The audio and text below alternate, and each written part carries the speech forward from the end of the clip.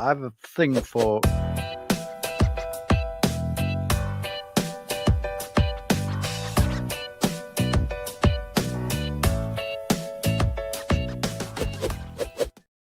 Welcome in. It is the Second Cut Podcast. I'm Rick Gehman. This is your mega preview pod for the Truist Championship. It's storylines, it's best bets. It is the one and done, which has heated up over the course of the last few weeks. Joining me to break it all down, Mark Immelman is here. Mr. Mark. How's it, boys? I'm in the throes of preparation for this week and next week. So here's my yardage book, right? And I've got a thing for little pencils with the races on. See, there's a Players' Championship one, right? Yeah. That was the Players' one. But now a lot of them get dull. So my kids bought me a sharpener, and this is like the best thing in the history of mankind. Remember the old pencil sharpener? Yeah. The day? Remember the old ones where you had to crank them like this? Those were cool in the classroom. Yeah, well, anyway, So this is where I am. Sharp pencils. I'm so excited for this weekend. Okay, well, I collect those pencils from golf courses that I go to, so I've got a bunch of them at home. Also, I'm in the throes of my research. I've got all the shot link. The paper budget at PGA Tour HQ is through the roof. They print out everything, but it becomes very, very handy. Greg DuCharme is here. Greg, I'm sure you've got papers in front of you. I've got papers in front of me. These have handwritten notes on them, and there's a whole stack of them, and it's got PGA stuff, it's got Quail stuff, it's got all of them. I use scrap paper. I have, on Sirius, we print out the reads, the advertising reads, and every once in a while, a company will put a new read together, and so you take those out. Instead of throwing them away, I use them for all this. I got a stack of scrap paper like this, and I just use it for all my handwritten work. You are an environmentalist, Dr. Greg Head. You care about Although that's not really the purpose. Oh, okay. I'll tell you the purpose was I liked that I could spread out like 4 sheets of paper all in front of me, and I wouldn't have to turn any pages. So it'd just all be right there. That was the main purpose. I guess it does help the environment too. Just do like me and use like sticky notes. You use Fuhrer. And then like... Yes, notepad from Trump National Durrell. We're using whatever we get. Yeah, I usually take the hotel notepad with me sometimes too, depending on what size it is. Although I'm pretty particular, but if it's the right size, I'll take it. All right, we could talk about notes all day long. Go ahead. Do you still too new it for PGA Tour Live to have one of these? Yeah, they don't give me those. These are good. They don't give me those. All right. We got to get to work. We have got to get to work. We have got a lot happening this week. Let's start with this because while we're excited to get started, hold the phone because it is going to take a little bit more time. They have already, Greg, pushed back tee times on Thursday for this storm that is happening in Charlotte tonight. And overnight, they're going off split tees in threesomes from 11 to 1 o'clock tomorrow. And when they do that on Thursday, it means they've got to do it on Friday as well. So we are already tinkering with the schedule. Yeah, and look, you just have to do it. It's unfortunate timing with the rain. It's going to lead to a soft golf course. Going to lead to some slower rounds for the players. I know that's kind of an interesting thing. Why would they go split tees and threesomes when they run out of time when it's slower? And the idea there is you get more golf in for the whole field, even though it may be a slower round for everybody individually. So it's kind of an interesting thing, and it's unfortunate. But look, I do believe we're going to get this tournament in. The problem is that Sunday has some rain in the forecast as well. So you got a slow start on Thursday, and you got a potential for some problems on Sunday. So we'll see what happens. But all in all, I'm looking at the weather as, hey, this is whenever we start, there's going to be some prime scoring conditions in the early going. Well, that's the thing, Mark. We've been seeing the videos from Monday through Wednesday of a firm and fast Quail Hollow with balls kind of doing some nice thumping and rolling out, but probably 2 inches of rain between now and when they start playing, which is certainly going to change the conditions. Yeah, most undoubtedly. But the whole truth is the entire Southeast has been in a little bit of a drought. Honestly, we had a state of emergency here in Georgia, and we just adjacent to basically the southwest side of North Carolina. So it's happened throughout the place. The beauty about Quail Hollows, it's got the sub-air systems or whatever you call the systems under the green, so they can control the firmness there. The beauty about, well, not beauty, because we want, we don't want golf courses and stuff to struggle from drought conditions. But when a golf course is that dry, the water typically disappears off that place pretty fast. Now, I know that when we were down in Durrell last week, there's a lot of water around there. It's Miami. It's sort of sand-based. But that place drained almost miraculously because of how dry it was. Even though we had like mammoth storms through the nights. I think it might have been like Saturday night or whatever it was. So it should dry pretty well, but still they'll be playing lift, clean, and place. And a longer golf course with it being slightly wet just plays more into the hands of a dude like Rory McIlroy, to be really, really honest with you. Oh, well, I've heard of him. Greg, he is going to make his first start since winning the Masters, which obviously I remember that as well. So Rory McIlroy now gearing up. He did his presser, I think it was yesterday, where, he's talking about being kind of refocusing and getting ready for this important stretch of golf that's coming up. Yeah, it's interesting because you haven't seen him, but it does feel like, I guess the only thing you can really go on is what he says. It doesn't feel like this has been anywhere close to the celebration tour that it was last year.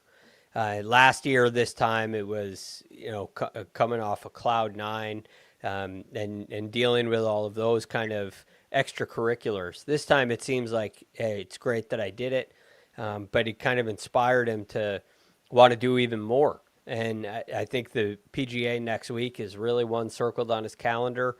This is a great spot for him to come out and get ready, that he's very comfortable in.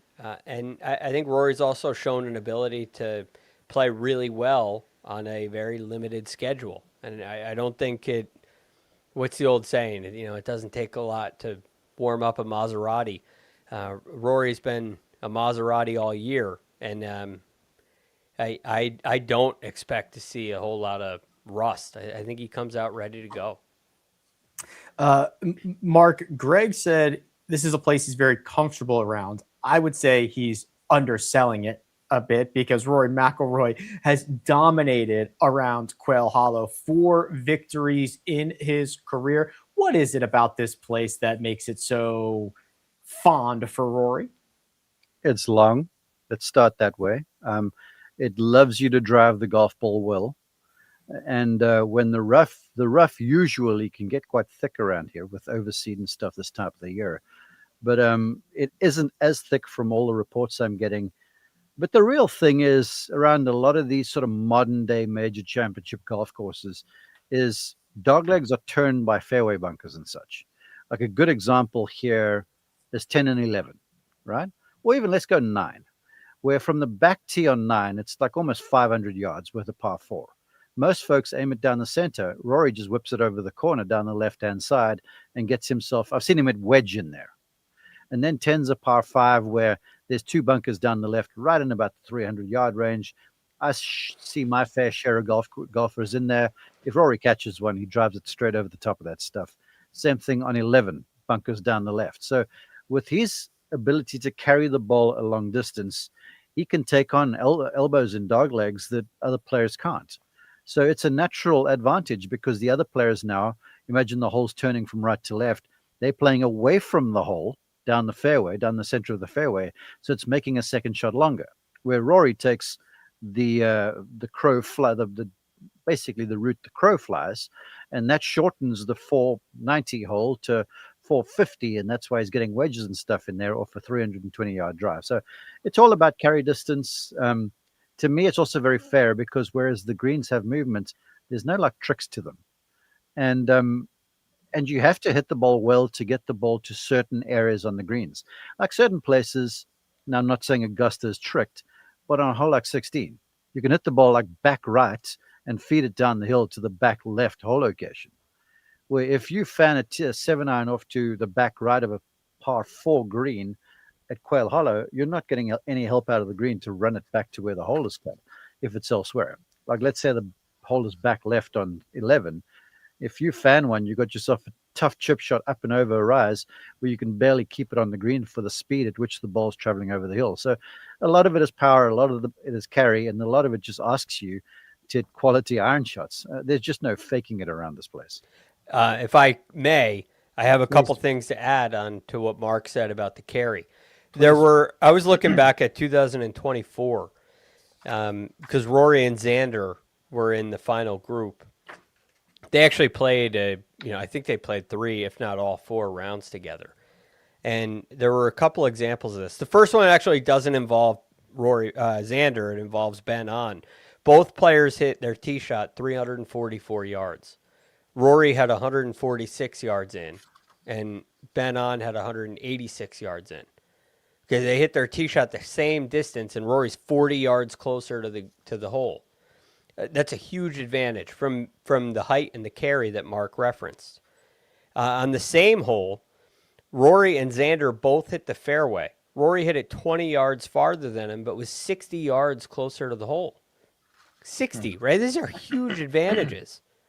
On number 10, there's a fairway bunker down the left. They both missed the fairway.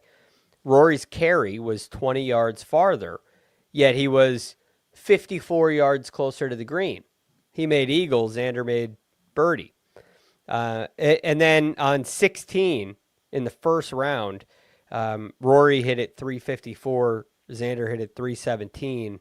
It's 169 yards in for Rory and 200 yards in for Xander. So in 3 holes, looking at just Rory and Xander would go on to win 2 major championships this year. And a lot of it was credited to some added distance. No short hitter by any means. Rory gained more than a shot than Xander just off the tee on those 3 holes.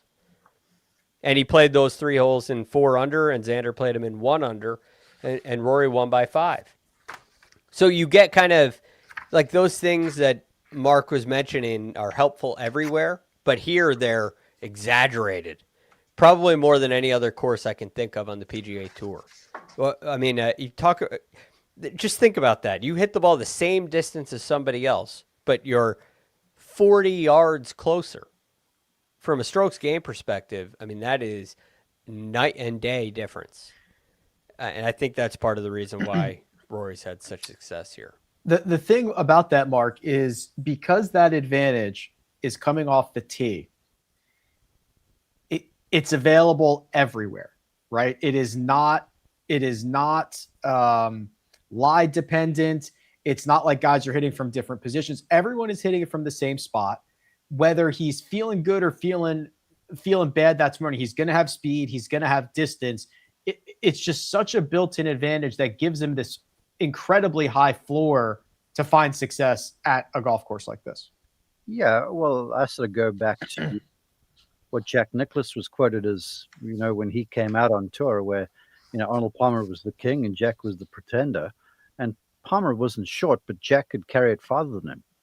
And Jack said, you win major events if you can hit long irons, or let's even call it the driver, high, and you hit your wedges and short irons low. Because during, major championships, conditions get a little firmer. And if the flag's in the back of the green, then you can send something in there low. But the advantage of being able to carry the ball a long way, I feel like not enough pundits are talking about this. Because the lazy approach is just to look at, okay, well, he hits it 340 off the tee. Yeah, but I'll show you Alex Smalley, who can hit one. He hit one down 18 at Durrell last week. It was the longest drive of the day. He hit one 357. Incidentally, after I had an argument with a few of my colleagues saying, well, no, his club head speed's only 116. I'm like, this dude has a shot that he told me he calls a track star. And the thing goes like 50 feet in the air, flat. His club's been maximized to his swing.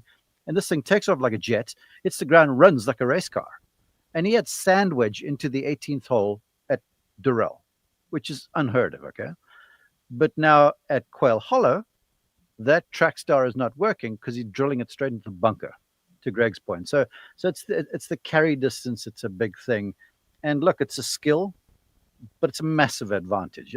I'll give you that. And then the ability, of course, like Rory does, to be able to hit 5 and 6 and 7 irons like miles in the air. That's also a huge advantage for front hole locations and stuff like that. If hole locations are in the back, then it's sort of open. It's open season and everyone will contend. But when the stuff's short and you're coming in there with long clubs, That's where the ability to hit the long irons high really separates you from the competition.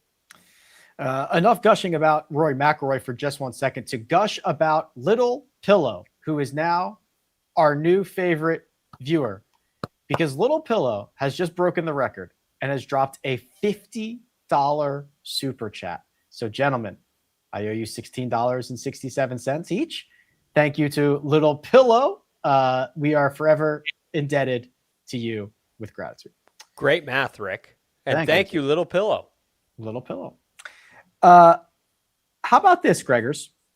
It's not going to be easy to close at Quail Hollow. Now, remember, everyone's going off split tees, so we will see Rory McIlroy go off 10 tomorrow, and he will have to face the Green Mile a little bit earlier. But the Green Mile, 16, 17, and 18, the toughest finishing 3 holes on the PGA Tour last season by a mile, 1.13 over par. Next closest, Augusta National, 0.6 over par. Since ShotLink existence, 2003, it is still the most difficult 3-hole stretch by a mile. So hard to get across the finish line here at Quail Hollow.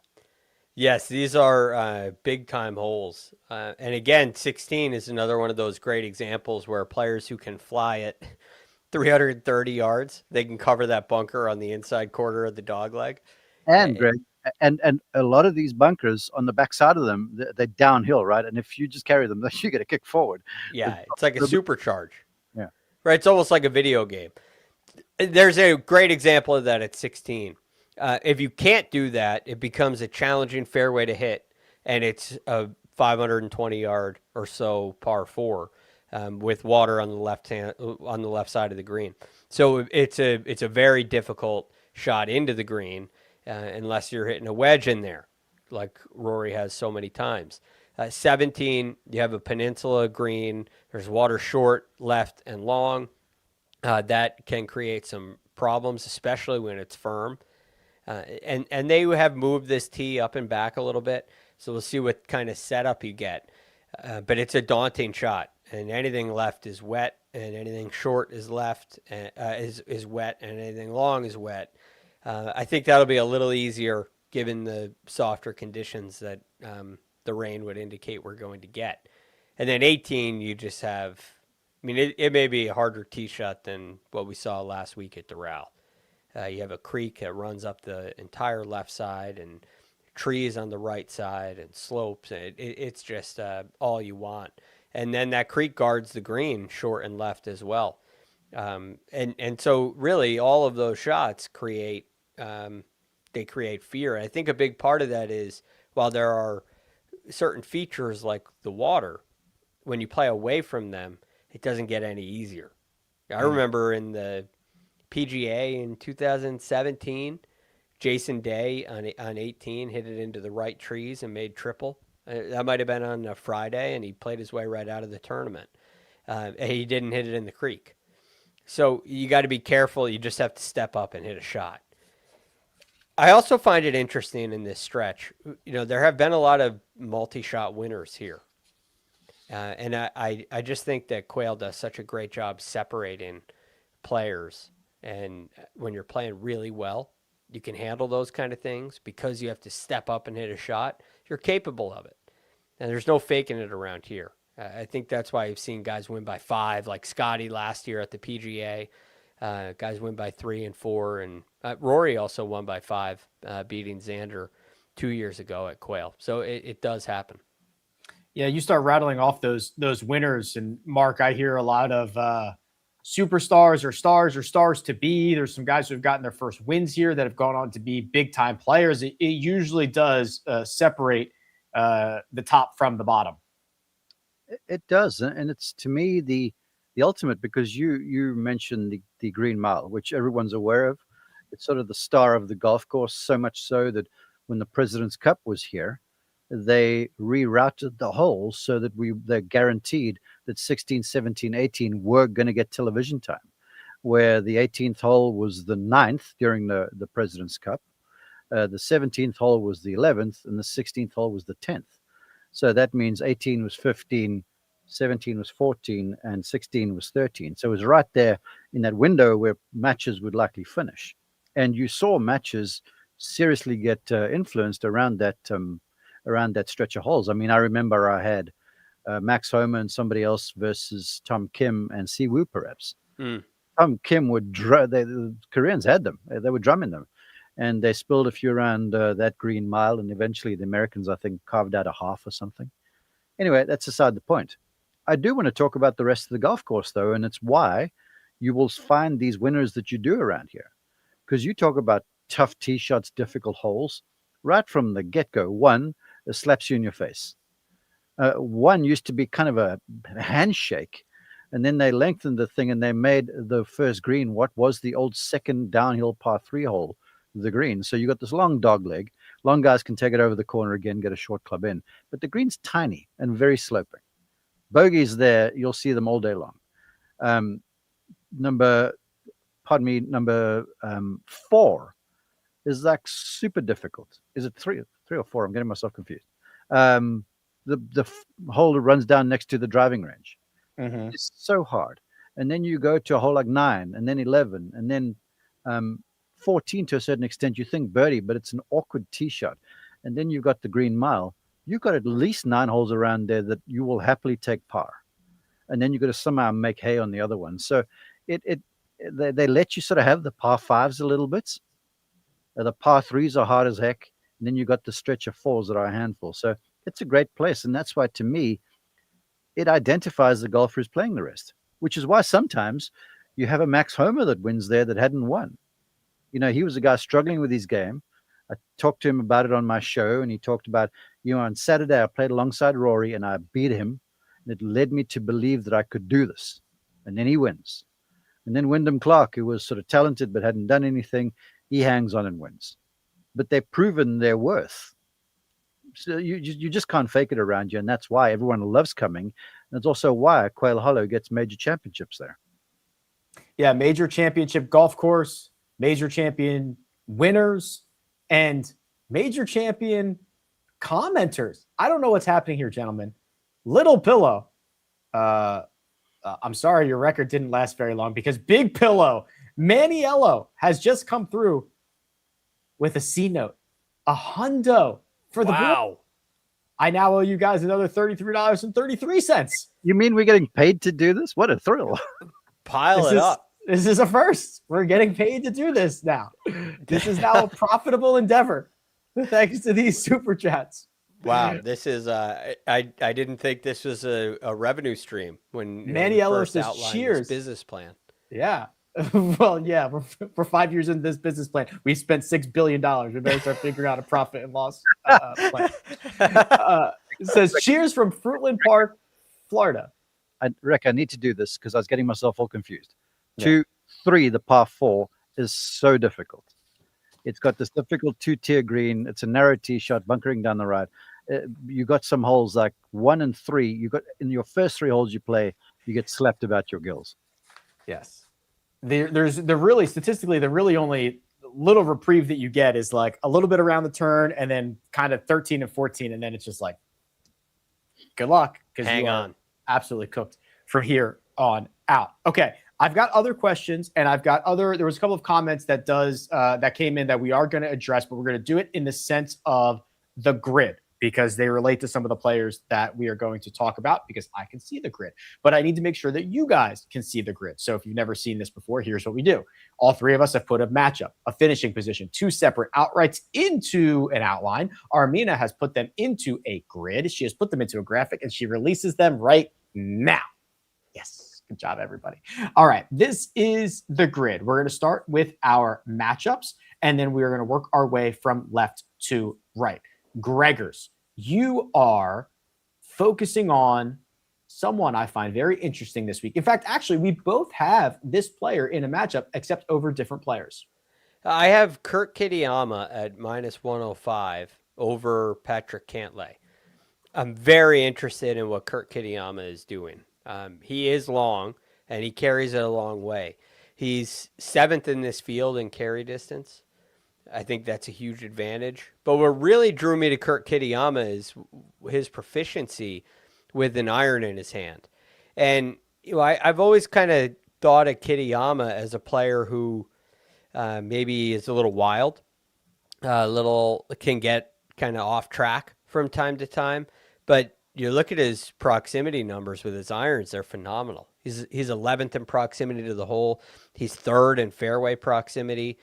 He's 8th in strokes gained approach the green. His iron play has been stellar, and I think that's going to lead to a phenomenal week. And Patrick Cantlay, I like the way he's been playing as well. I don't think this is the best golf course for him. I think his best finish here is at T21. So I think Kitayama can take down Cantlay this week.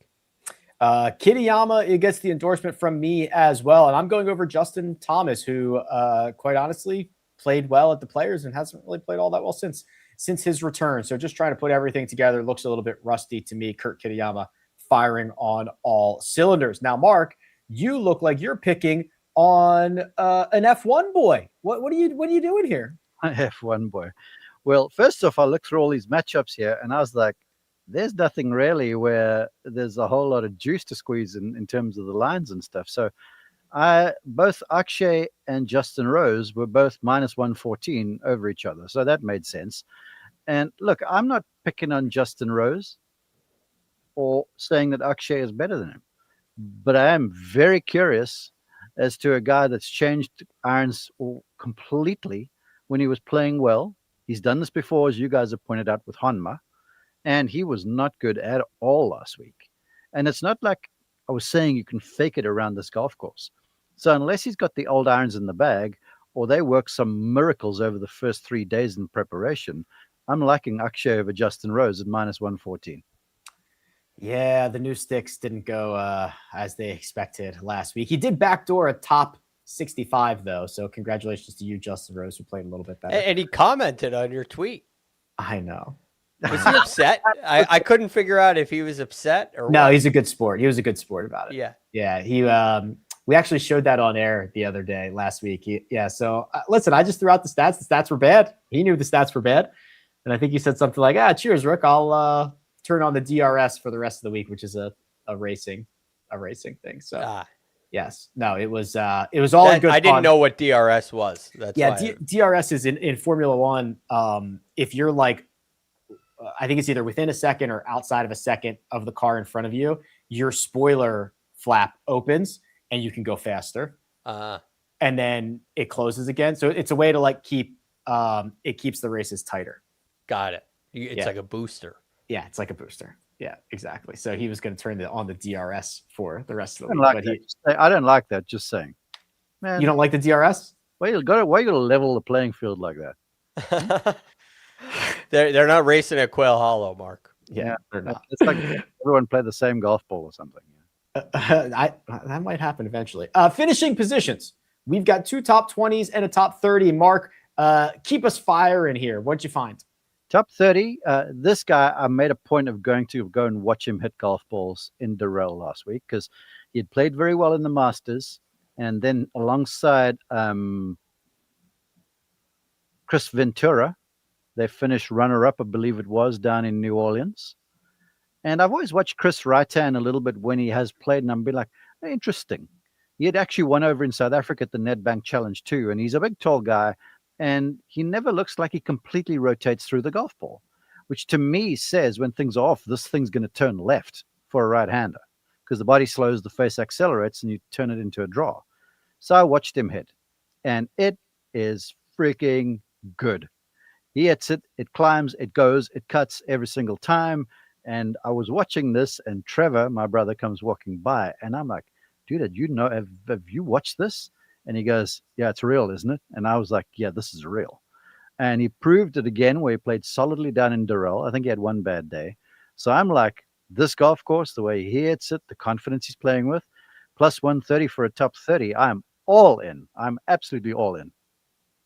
All right, absolutely all in. Plus 130, top 30. I'm all in on a top 20 for Matt McCarty, plus 220. He was second in strokes gained approach last week. He's incredibly accurate. They are going to almost certainly be playing preferred lies the first 2 days of this golf tournament. He's going to get the advantage of being able to pick up his ball, clean it, put it back down, and take dead aim. The lefty at plus 220. Gregors, your finishing position, please. I like Ryan Fox, top 20 at plus 240. There were some other guys I really liked. I expected the numbers to be longer. I was looking here at Kitayama and Spawn. I thought they were really, secure for a top 20, but the numbers were a little short for me, a little shorter than I wanted. So I found Ryan Fox here. Really long hitter, had a great start to the season, and then had kidney stones and missed a couple cuts as a result. But since the Masters, he finished tied 16th at Harbortown and tied 30th last week at Doral. He's a long hitter, hitting his irons well. We got to get the putter rolling a little bit, but I think that Ryan Fox has some really good things going on. Also played quite well here at the PGA last year, so I think it's a good setup for him. It's time for outrights. There are some familiar names and some not so familiar names. Now, Mark, I am going to spoil this because you do have Adam Scott on your list here. And there was a question early on because you kind of teased this the other day. And Trenton says, Mark, tell us about the newfound putter. I don't know if it's necessarily a putter as much as it is a tweak to the setup or something that Adam Scott has discovered. You teased this on Sunday night. Please let the people know what this is in regards to. Well, if you were watching social media, you would have seen him out with a shorter lab putter. And I asked about that, and it was sort of him just scratching an itch. He just had to try it. And then he went back to the original broom handle putter. He'd been experimenting with weights and colors and stuff like that. And he's gone back to the original, but he and my brother, who helps him out a little bit, had realized that his lead elbow, now if you imagine him holding the broom handle putter, right, the lead elbow would be the left. As he was swinging through, the left elbow was sort of arcing to the left-hand side. There, Rick's showing you if you're watching on YouTube. Like that? And as that elbow would go left, it would pull the stroke path to the left-hand side. So Adam was hitting a number of putts towards the toe. So the speed control was amiss. And if the speed control is off, then Reed's, look at Rick. Wow. Very nice. That's very extreme. I'm doing an extreme version so they can, I'm sure it's only like this. I'm sure it's only like, but that doesn't show on camera. Look at Mina showing off her handsome husband on close up. But the thing is, the read depends on the speed, right? And if you miss hitting putts, then your reads go up to maggots, and everything just kind of folds into itself from there. And so this was spotted, and Trevor smartly recommended to him that instead of that lead left elbow going a little left, it should go almost more straight up to the sky, almost like the left shoulder's rocking upward, and the lead left arm stays parallel with the target line. So as a result, the stroke path got better. Adam hit more putts in the center of the face. The reads, and he's a decent green reader, started to prove fruitful. And he made a number of putts en route to 64, I believe it was. He finished top 5 there. His weekend, Mark, his weekend was like 5 shots better than anybody else on the weekend. Yeah. 66, 64. Yeah. How do you do? It's not the short putter. It's just the adjustment with the original, the OG that he had. And then the way the guy's been hitting it, it's just been freaking insane. His iron game is off the charts. He's had a good record around Quail Hollow. He's finished in the top 5 year before. And during the President's Cup, he played every match, which we weren't expecting, given he's sort of an elder statesman. But he's coming back to a place where he's comfy, and the game looks really sound. And I mentioned this to you guys Sunday evening last week that I was all in on Adam Scott, and I'm going that way. Putting your money where your mouth is, 31-1. He has made an appearance on Mark's grid. Mark, we'll get back to you for your other pick here in just 1 second. Sam Burns, for me, 40-1. It's not the longest on the board. I just think there's something brewing in the underlying metrics where he's kind of getting back to being that guy who won 5 times, to start his career, and he's long enough to take advantage of some of the good stuff around here. So a little bit of a flyer on Sam Burns. Greg, your 2 picks, please. I find them both to be really interesting, including the one that you have the longest guy on our grid. That would be JJ Spawn. Yeah. JJ's coming off a T14 last week and a T25 at Harbortown. He's struggled with the putter this year, and I'm hoping, maybe he finds Trevor on the green somewhere before this week, and they can get something ironed out because they go a long way. He's really hitting the ball with his irons, and I have this. I've seen some comments here from our viewers that are wondering about the around the green numbers, and given softer conditions, I'm much more focused on iron play than short game because of the conditions. As it gets softer, the fairways get wider, guys are going to hit more greens. And I really see players who can throw darts as having a huge advantage. So JJ doesn't really cover the long hitter style, but he may cover the Max Homa style, where it's just really precise iron play. If you can separate yourself with proximity to the hole, you have a good chance of winning. I think JJ Spawn could do that here. You know what he has struggled with this year, Greg? The putter. Yeah. And he has never lost strokes putting at Quail Hollow. 3 for 3. I knew you knew that. Yes. Your other one is Xander Schauffele. Would you like to quickly add on there? Other one is Xander Schauffele. Over the last 5 years, if you measure it by strokes gained, he actually has done better than Rory McIlroy. That's only 5 years, but he has a very good record. He did lose to Rory in that stretch, as I outlined. He lost by 5. I outlined that earlier, but I really like what I'm seeing with Xander's ball striking numbers. I think he's even longer than he was 2 years ago, and that could prove to be a real weapon. Xander's got something brewing, similar to what you said about Sam Burns, but he's probably just even a little bit closer to the surface. Well, and he's also just a better player in general. So him getting to his ceiling is a lot better than Sam Burns getting to his. And then finally, Mark, you and I, we have both taken the favorite. Someone once told me that Rory McIlroy could fall out of bed and finish inside the top 10 at East Lake. I'm going to apply that same logic to Quail Hollow, where he is actually better, and you and I are going to ride with a thoroughbred. Yeah, and given that you're the superstar on Betcast there on PGA Tour Live for the rest of the week, I'm going to let you have all of the information on this, because I'm going with Rory because it's Rory. I bet on Rory like Greg bets on Scotty Scheffler. So I'm going to let you give all the insights to why Rory is good around here, Rick. There is no one on planet Earth who has ever gained more strokes off a tee than Rory McIlroy at Quail Hollow on any player course combination. He's gaining over 2.5 strokes per round here.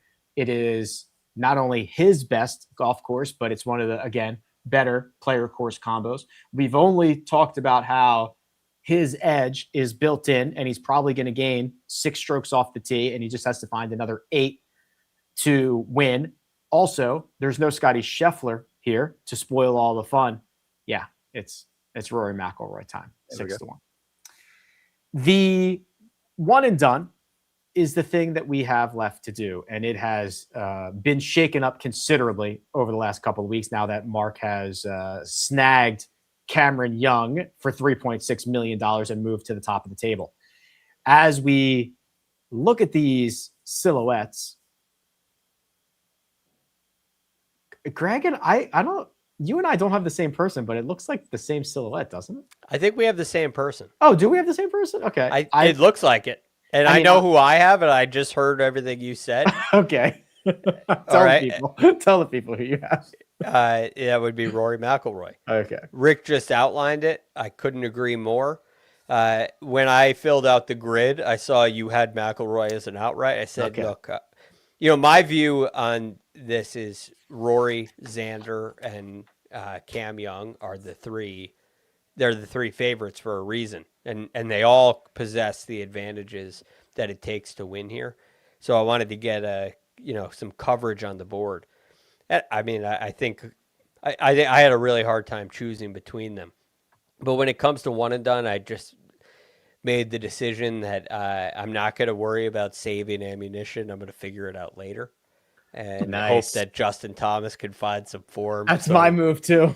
Like, how many more signature events am I going to save somebody for? You're going to be using Kevin Chappell at the BMW if he gets in the field. Yeah, right. Seriously, I might not be able to have an entry in the BMW. It's only 50 guys. You're not going to have anybody qualified.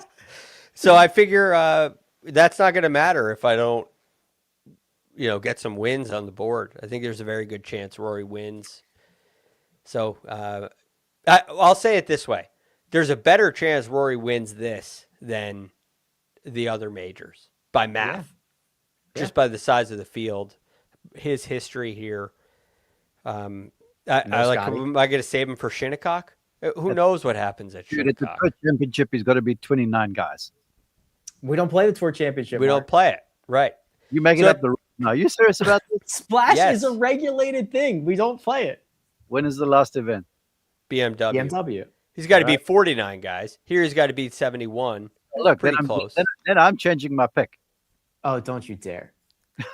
Okay, because it's not they tee off tomorrow morning. I can still change it, right? It's Wednesday. There's nothing we can do about it.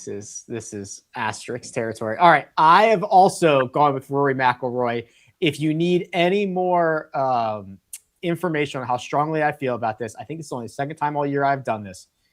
I have played Rory McIlroy in every single one of my entries, every single one across the board. I'm not mixing it up at all. I'm going with Rory McIlroy. Mark, tell me who you've entered in the outline, Mr. Asterisk. You're just trying to make me feel bad now if I change my pick. Is it working? Plenty of spots I could roll Rory out. Birkdale would be a fantastic fit for him. Yeah, play him there. Good idea. No, I'm going to save him for late. Okay. Well, he won't play Memphis. He'll play BMW. BMW is at Belle Reve, right? Yeah. Okay. Ooh. That's a good one. Look, the way it's around Shinnecock. Oh, there's a place I can use it. Anyhow, I've talked about it. I'll give something that people don't realize. First off, I've called this Quail Hollow event a bunch. Ever since it was before Wells Fargo. There was the Wachovia. I've even done the Wachovia, and that's telling you how old I am. Mm-hmm. An elder statesman. Graying everywhere. I have been on course on the weekend, and the folks who are with my group and Dottie's group are playing pretty well. And I've had this guy in my group more often than not. And the first time he really turned my head, look, I've always known he was great, but the first time he turned my head, we were going down 15, the par 5, on Sunday afternoon. And 15's at par 5, you travel over a ridge, it turns down through a valley, then you turn left up the hill to a green well above you. And you can bail out to the right, but there are bunkers there. And the long ones, there's a tree down there that's a good 300. And if you've got to head over the top of it, it's 320 in there. He gets up there and laces one over the corner of the tree, like 345. And I was out in front of him, and I get to the ball, and I get a number off the tee, which was like almost 350. And I'm like, holy cow. And he's got 220 to the front of the green, 240 uphill.